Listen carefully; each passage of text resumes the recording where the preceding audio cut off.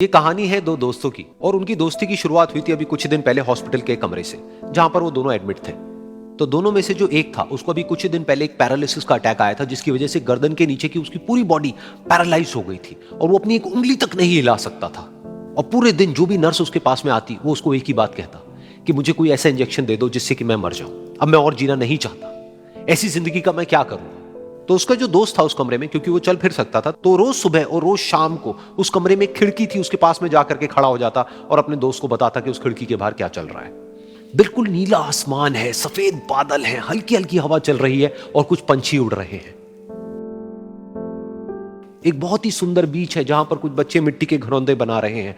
कुछ लोग हैं जो वहां पर बैठे हुए बस समुद्र की लहरों को देख रहे हैं। कुछ लोग जॉगिंग कर रहे हैं, कोई एक्सरसाइज कर रहा है, कोई पतंग उड़ा रहा है। वहां पर एक आइसक्रीम की स्टॉल है जहां पर कुछ लोग आकर के आइसक्रीम खा रहे हैं। और सनसेट के टाइम पे जो पानी है वो पूरा गोल्डन हो जाता है और चमकने लगता है। तो शुरू में तो जब उसने वो सब बताना शुरू किया तो उसके दोस्त के ऊपर ज्यादा असर नहीं हुआ, लेकिन धीरे धीरे उसके अंदर जीने की चाह जागने लगी। अब वो सुबह का इंतजार करने लगा कि जल्दी से सुबह हो और मेरा दोस्त मुझे बताए कि आज यहां पर क्या हो रहा है। कुछ दिन तक ऐसे ही चलता रहा। फिर एक दिन जब वो सुबह उठा तो उसने देखा कि सामने वाला बेड खाली है। फिर उसने नर्स को बुलाया और उससे पूछा कि क्या वो डिस्चार्ज हो गया है। तो नर्स ने कहा कि आपको तो उन्होंने बताया होगा, उनके पास कुछ ही दिन बाकी थे और कल रात को ही उनकी डेथ हो गई है। ये सुन करके उसके अंदर की उम्मीद पूरी तरह से टूट गई, क्योंकि सिर्फ उसका दोस्त ही था जिसने उसको बाहर की दुनिया से जोड़ा हुआ था, जिसकी वजह से वो जान पाता था कि बाहर क्या हो रहा है और ये दुनिया कितनी खूबसूरत है। तो कुछ दिन तक तो वो रोता रहा और उसने जीने की चाह छोड़ दी।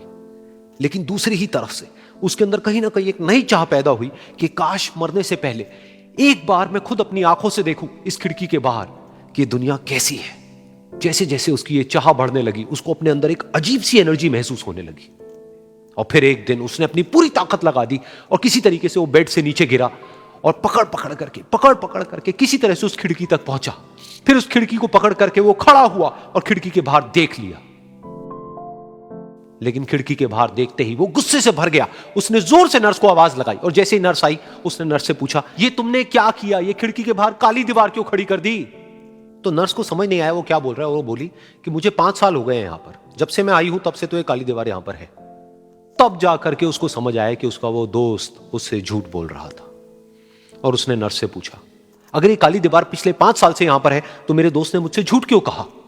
तो नर्स थोड़ा सा मुस्कुराई और बोली कि मैं ये तो नहीं जानती कि उन्होंने आपसे झूठ क्यों कहा, लेकिन मैं इतना जरूर जानती हूं कि जो भी कुछ उन्होंने आपसे कहा उसी वजह से आप अभी अपने पैरों पर खड़े हैं। तो इस कहानी से हमको यह सीखने को मिलता है कि जो हमारे शब्द हैं, जो हमारे वर्ड्स हैं, जो हम अपने मुंह से बाहर निकालते हैं, उसमें इतनी पावर है जिसकी कोई हद नहीं है। वो किसी आदमी को गिरा भी सकते हैं और उसको उठा भी सकते हैं। तो अब आपके ऊपर है कि आप अपनी इस पावर को यूज करते हो या मिस यूज करते हो।